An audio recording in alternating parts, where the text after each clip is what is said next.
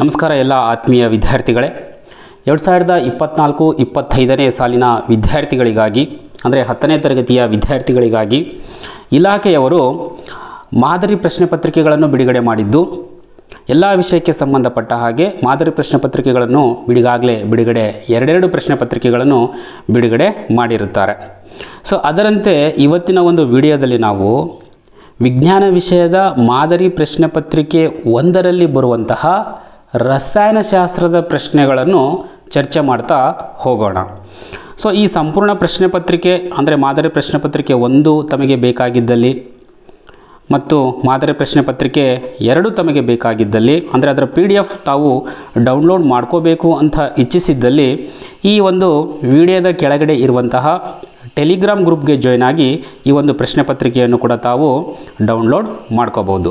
So ಈ ಪ್ರಶ್ನೆ ಪತ್ರಿಕೆ ಭಾಗ ಎ, ಭಾಗ ಬಿ ಮತ್ತು ಭಾಗ ಸಿ ಯಲ್ಲಿ ಇರುತ್ತದೆ. ಒಟ್ಟಾರೆಯಾಗಿ 80 ಅಂಕಕ್ಕೆ ಪ್ರಶ್ನೆ ಪತ್ರಿಕೆ ಇರುತ್ತದೆ. ಸೊ ಭಾಗ ಎ ಯಲ್ಲಿ ಮೊದಲು ತಮಗೆ ಭೌತಶಾಸ್ತ್ರದ ಪ್ರಶ್ನೆಗಳು ಇರುತ್ತವೆ. ಆನಂತರ ಭಾಗ ಬಿ ಯಲ್ಲಿ ರಸಾಯನಶಾಸ್ತ್ರದ ಪ್ರಶ್ನೆಗಳು ಇರ್ತವೆ. ಸೊ ಇವತ್ತಿನ ವಿಡಿಯೋದಲ್ಲಿ ನಾವು ರಸಾಯನಶಾಸ್ತ್ರವನ್ನು ಸಂಪೂರ್ಣವಾಗಿ ಸಂಕ್ಷಿಪ್ತವಾಗಿ ನಾನು ನಿಮ್ಮ ಜೊತೆ ಆ ಪ್ರಶ್ನೆಗಳಿಗೆ ಉತ್ತರಗಳನ್ನು ಚರ್ಚೆ ಮಾಡ್ತಾ ಹೋಗ್ತೀನಿ. ತಾವು ಸ್ವತಃ ಅವುಗಳಿಗೆ ಉತ್ತರಗಳನ್ನು ಬರೆಯೋದರ ಮೂಲಕ ಬಿಡಿಸುವಂತಹ ಪ್ರಯತ್ನ ತಾವು ಮಾಡಬೇಕು. ನಾನು ಉತ್ತರಗಳನ್ನು ಹೇಳುವಂಥ ಪ್ರಯತ್ನ ನಾನು ಮಾಡ್ತಾ ಹೋಗ್ತೀನಿ. ಸೊ ಮೊದಲನೇದಾಗಿ ಇಲ್ಲಿ ನಾವು ಪ್ರಶ್ನೆಯನ್ನು ನೋಡ್ತಾ ಹೋದರೆ 13ನೇ ಪ್ರಶ್ನೆ ಅಂದರೆ 3 ಬಹು ಆಯ್ಕೆಯ ಪ್ರಶ್ನೆಗಳು ಇವೆ ರಸಾಯನಶಾಸ್ತ್ರದಿಂದ. ಸೊ ಮೊದಲನೇ ಪ್ರಶ್ನೆ ಏನಿದೆ ಅಂತಂದರೆ, ನೀರಿನ ವಿದ್ಯುತ್ ವಿಭಜನೆಯಿಂದ ಹೈಡ್ರೋಜನ್ ಮತ್ತು ಆಕ್ಸಿಜನ್ ಅನಿಲಗಳು ಉಂಟಾಗುವಂತಹ ಕ್ರಿಯೆ. ಸೊ ಇದು ಯಾವ ರೀತಿಯ ಕ್ರಿಯೆ ಆಗಿದೆ ಅಂಥೇಳಿ ತಮಗೆ ಕೇಳ್ತಾ ಇದ್ದಾರೆ. ಆಪ್ಷನ್ ಎ ಅಂತರುಷ್ಣಕ ಕ್ರಿಯೆ, ಆಪ್ಷನ್ ಬಿ ಸ್ಥಾನಪಲ್ಲಟ ಕ್ರಿಯೆ, ಆಪ್ಷನ್ ಸಿ ಬಹಿರುಷ್ಣಕ ಕ್ರಿಯೆ, ಆಪ್ಷನ್ ಡಿ ರೆಡಾಕ್ಸ್ ಕ್ರಿಯೆ.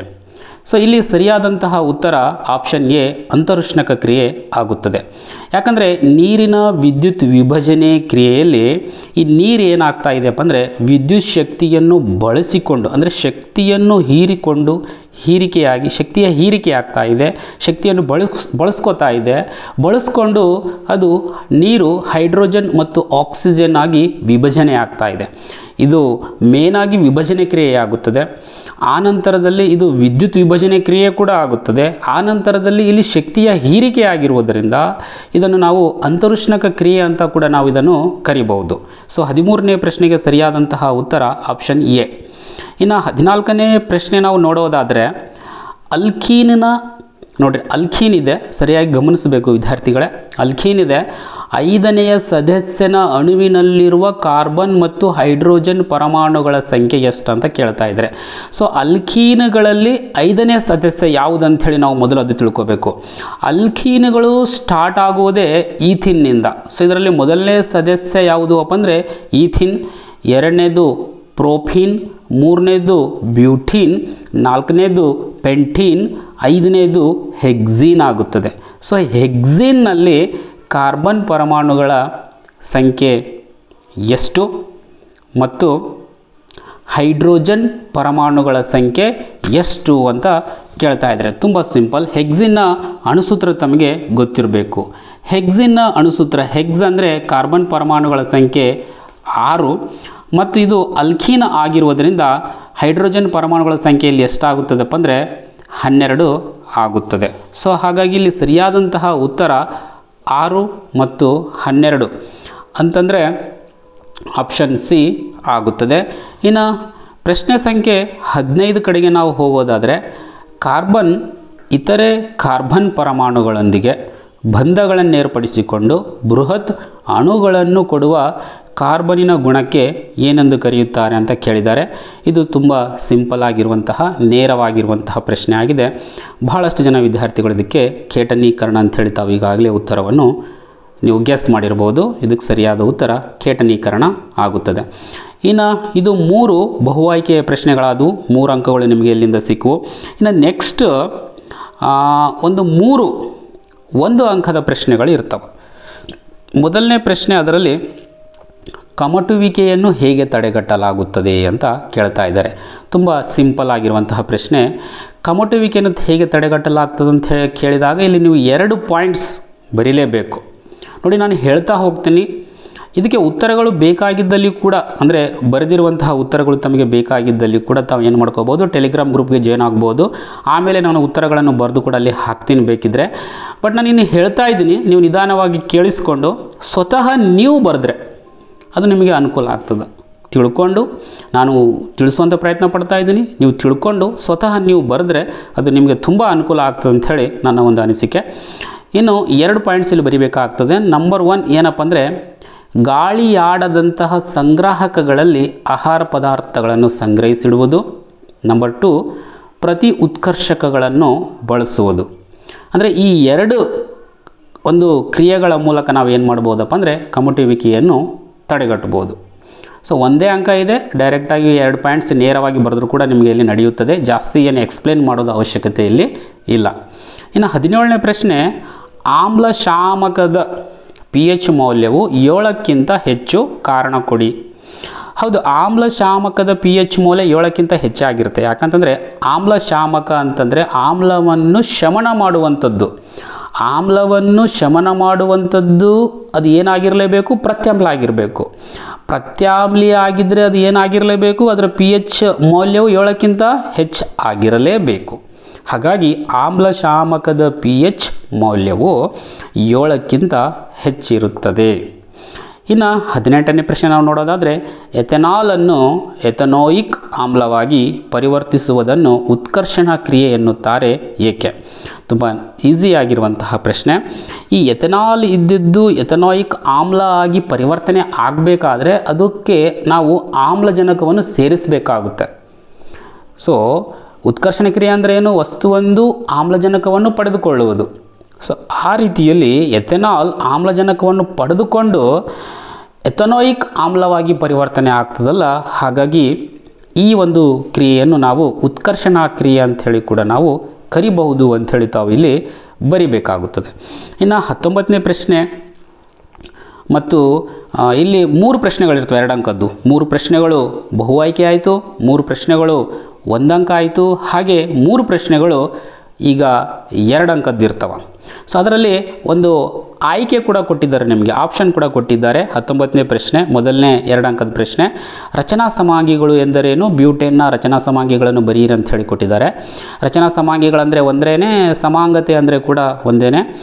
ಸೊ ಒಂದೇ ಅಣುಸೂತ್ರ ಇರ್ತಾವ, ಆದರೆ ಬೇರೆ ಬೇರೆ ರಚನಾ ಸೂತ್ರವನ್ನು ಹೊಂದಿರುವಂತಹ ಈ ಸಂಯುಕ್ತಗಳಿಗೆ ನಾವು ರಚನಾ ಸಮಾಂಗಿಗಳು ಅಥವಾ ಸಮಾಂಗತೆ ಅಂತೇಳಿ ಕರಿತೀವಿ. ಸೊ ಬ್ಯೂಟೇನ್ನ ರಚನಾ ಸಮಾಂಗತೆ ಪುಸ್ತಕದಲ್ಲಿ ನಿಮಗೆ ನೇರವಾಗಿ ಸಿಗುತ್ತೆ, ಅಲ್ಲಿ ನೀವು ನೋಡ್ಕೊಂಡು ಕೂಡ ಬರೀಬೋದು. ಬ್ಯೂಟೇನ್ 2 ರೀತಿಯಲ್ಲಿ, ಒಂದು ಬ್ಯೂಟೇನ್ ಸಾಮಾನ್ಯ ಬ್ಯೂಟೇನ್ ಅಂತ ಇರ್ತದೆ, ಇನ್ನೊಂದು ಐಸೋಬ್ಯೂಟೇನ್ ಅಥವಾ ಎನ್ ಬ್ಯೂಟೇನ್ ಅಂತ ಒಂದು ಇರುತ್ತೆ. ಒಂದು ನೇರ ಸರಪಳಿಯಲ್ಲಿ ಇರ್ತದೆ, ಒಂದು ಸ್ವಲ್ಪ ಕವಲೊಡೆದಿರೋ ರೀತಿಯಲ್ಲಿ ಇನ್ನೊಂದು ರಚನಾ ಸೂತ್ರ ಕೂಡ ನಿಮಗೆ ಅಲ್ಲಿ ಸಿಗ್ತದೆ. ಆ 2ಅನ್ನು ತಾವು ಬರಿಬೇಕಾಗುತ್ತದೆ. ಇನ್ನು 2ನೇದು ಅಥವಾ ಪ್ರಶ್ನೆ ಕೂಡ ನಾವು ಉತ್ತರ ನೋಡೋದಾದರೆ, ಕ್ರಿಯಾ ಗುಂಪು ಎಂದರೇನು? ಪ್ರೊಪೆನ್ಯಾಲ್ ಮತ್ತು ಪ್ರೊಪೆನಾಲ್. ನೋಡಿ, ಕರೆಕ್ಟಾಗಿ ಆ ಅಂತ್ಯಕ್ರಿಯೆಗಳನ್ನು ನಾವು ಗಮನಿಸಬೇಕಾಗ್ತದೆ, ಇಲ್ಲಾಂದರೆ ಸ್ವಲ್ಪದರಲ್ಲಿ ಕೂಡ ನಮ್ಮ ಉತ್ತರಗಳು ತಪ್ಪಾಗುವಂಥ ಅವಕಾಶ ಇರ್ತದೆ. ಮೊದಲು ಕ್ರಿಯಾ ಗುಂಪು ಅಂದರೆ ಏನು? ತುಂಬ ಸಿಂಪಲ್. ಈ ಒಂದು ಹೈಡ್ರೋಕಾರ್ಬನ್ಗಳ ವಿಶಿಷ್ಟ ಗುಣಕ್ಕೆ ಕಾರಣವಾಗುವಂತಹ ಪರಮಾಣು ಅಥವಾ ಪರಮಾಣುಗಳ ಗುಂಪಿಗೆ ನಾವು ಕ್ರಿಯಾ ಗುಂಪು ಅಂಥೇಳಿ ನಾವು ಕರೆಯುತ್ತೇವೆ. ಇನ್ನು ಪ್ರೊಪೆನ್ಯಾಲ್ ಅಂತ ಇದ್ದರೆ ಅಂತಂದರೆ ಅದು ಆಲ್ಡಿಹೈಡ್ ಆಗುತ್ತದೆ ಕ್ರಿಯಾ ಗುಂಪು. ಆಮೇಲೆ ಪ್ರೊಪೆನಾಲ್ ಅಂತ ಬಂತಂದರೆ ಅದು ಆಲ್ಕೋಹಾಲ್ ಆಗುತ್ತದೆ, ಅದರ ಕ್ರಿಯಾ ಗುಂಪು. ನೋಡಿ, ಕ್ರಿಯಾ ಗುಂಪು ಹೆಸರು ಕೇಳ್ಯಾರ ಅಷ್ಟೇ, ಹೆಸರು ಬರಿಬೇಕು.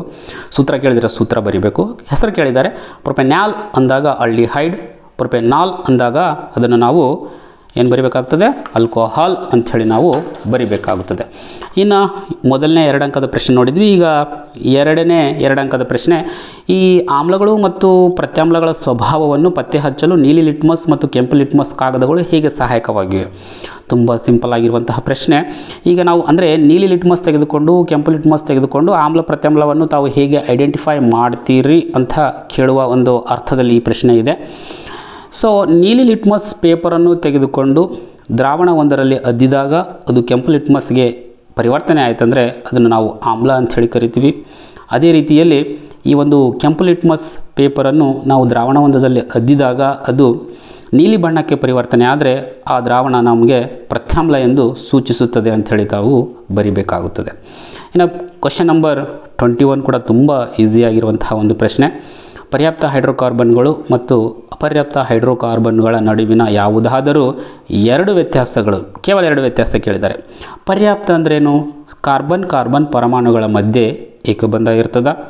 ಇನ್ನು ಅಪರ್ಯಾಪ್ತ ಹೈಡ್ರೋಕಾರ್ಬನ್ಗಳಂದ್ರೆ ಏನು ರೀ? ಕಾರ್ಬನ್ ಕಾರ್ಬನ್ ಪರಮಾಣುಗಳ ಮಧ್ಯೆ ದ್ವಿಬಂಧ ಅಥವಾ ತ್ರಿಬಂಧ ಇದ್ದರೆ ಅದನ್ನು ಅಪರ್ಯಾಪ್ತ ಹೈಡ್ರೋಕಾರ್ಬನ್ಗಳು ಎನ್ನುತ್ತೇವೆ. ಸೊ ಪರ್ಯಾಪ್ತದ ಡೆಫಿನೇಷನ್ ಬರೀಬೇಕು ಮತ್ತು ಅಪರ್ಯಾಪ್ತ ಹೈಡ್ರೋಕಾರ್ಬನ್ಗಳ ಡೆಫಿನೇಷನ್ ವ್ಯಾಖ್ಯೆಯನ್ನು ಬರೀಬೇಕು ಎರಡೂ ಕಡೆ. ಸೊ ಎರಡು ವ್ಯತ್ಯಾಸ, ಒಂದು ವ್ಯತ್ಯಾಸ ಆಯಿತು. ಇನ್ನು ಎರಡನೇ ವ್ಯತ್ಯಾಸ ಏನು ಬರೀತೀರಪ್ಪ ಅಂದರೆ, ಈ ಪರ್ಯಾಪ್ತ ಇದ್ದಿದ್ದು ಕಡಿಮೆ ಕ್ರಿಯಾಶೀಲ ಇರ್ತದೆ, ಅಪರ್ಯಾಪ್ತ ಇದ್ದಿದ್ದು ಹೆಚ್ಚು ಕ್ರಿಯಾಶೀಲ ಆಗಿರುತ್ತದೆ.